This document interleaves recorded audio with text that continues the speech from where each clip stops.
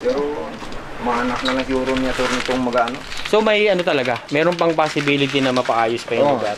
Kasi nakabakasyon siya nung nakarang taon yung anak niya. Okay, napuntahan to? Nung napuntahan niya, sabi ni... Anong sabi nung anak? Ni Jabar, si Jabar po yung Opo. anak niya.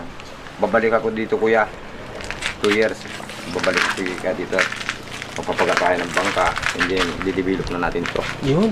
Sabi ni yung anak. Sana, abangan. So guys, abangan natin. So meron pa palang possibility na mapaayos tong lugar as of yung anak nung may-ari mismo. So malay natin, di ba? Kung mapanood nila tong video na to, na sana maayos kasi sayang naman yung lugar, napakaganda.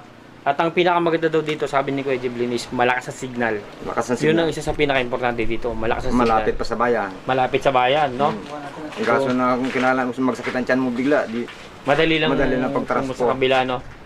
So madadagdagan pa. So sana, hopefully, pagdating ng panahon, madagdagan pa tong establishment,